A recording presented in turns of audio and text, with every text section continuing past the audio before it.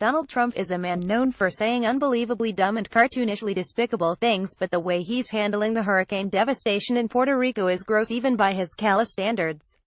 Aside from his obsession with reminding us that Puerto Rico is, in fact, an island, the president seems most interested in lashing out at the people who are criticizing how long it's taking his administration to provide the U.S. territory with desperately needed aid. According to Vox, FEMA still has not authorized every disaster response tool it has at its disposal, including aid for more permanent repairs on the island's roads, bridges, water control facilities, public utilities, and government buildings.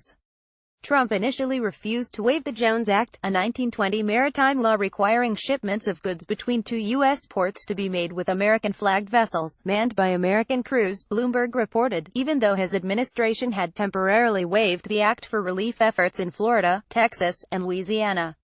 Although the administration eventually granted Puerto Rico a temporary waiver, Trump's initial reasoning for withholding the waiver was that a lot of people who work in the shipping industry that don't want the Jones Act lifted.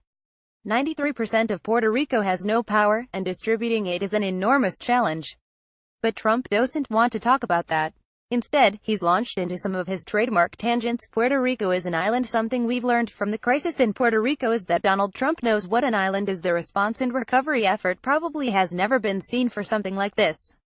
This is an island, surrounded by water. Big water. Ocean water, he said during a speech on tax reform last week, using basic geography as an excuse for why disaster relief efforts weren't moving more quickly. And there's never been a storm this bad before, Trump said in Puerto Rico on Tuesday. It got hit as a Category 5 storm, which just literally never happens. Few people have even heard of a Category 5 hitting land. But it hit land. There have been many Category 5 storms to make landfall in the United States, including Irma and Harvey. It has a lot of debt. Trump, always the one to blame the victim, has proved himself unable to understand the crisis in Puerto Rico without including an aside about the U.S. territory's financial hardships. Last week, he tweeted, "Texas, Florida are doing great, but Puerto Rico, which was already suffering from broken infrastructure, massive debt, is in deep trouble." On Tuesday, he followed up on his comments about Puerto Rico's multi-billion-dollar debt crisis, which he is compelled to mention basically every time he talks about disaster relief.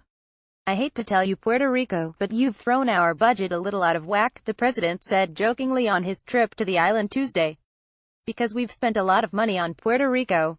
At least more people didn't die on his trip." Trump told Puerto Rico Governor Ricardo Rossello that he should be very proud of the relief efforts, explaining, 16 versus literally thousands of people. "You can be very proud. Hurricane Katrina took 1,833 lives. Having a lower death toll than your Republican predecessor in the crisis you are mismanaging is perhaps not the best thing to brag about." George W. Bush's response to Hurricane Katrina is one of the most shameful and morally abject moments during his time in office. "You're being really selfish and mean." In the president's Twitter meltdown about Puerto Rico last week, he lashed out at the San Juan's mayor, Carmen Yulín Cruz, in response to her begging him to save us from dying. The mayor of San Juan, who was very complimentary only a few days ago, has now been told by the Democrats that "you must be nasty to Trump," the president began, then blamed Cruz and her colleagues for their inability to get their workers to help, complaining that they want everything to be done for them when it should be a community effort. Enjoy YOLO. During his visit, Trump threw paper towels into a crowd of hurricane victims as if he was shooting T-shirts out of a cannon at a concert. "A lot of love in this room," he remarked. "Look at what a wonderful job I'm doing." In classic Trumpian style, the president is focused on the public perception of his response more than anything else. Over the weekend, he responded to criticism that he wasn't doing enough for Puerto Rico by calling it fake news. "We have done a great job with the almost impossible situation in Puerto Rico," he tweeted on Saturday. "Outside of the fake news or politically motivated ingrates, people are now starting to recognize the amazing work that has been done by FEMA and our great military." The president then warned Puerto Rican residents, "Do not believe the fake news per strong." Luckily for Trump, 93% of the island doesn't have electricity, so it's unlikely they have access to the fake news he desperately doesn't want them to see. On his trip to Puerto Rico, Trump has repeatedly said that Puerto Rico officials think he is doing a great job. "Well, I think she's come back a long way," Trump said of Mayor Cruz, who decided to meet with the president despite his insults.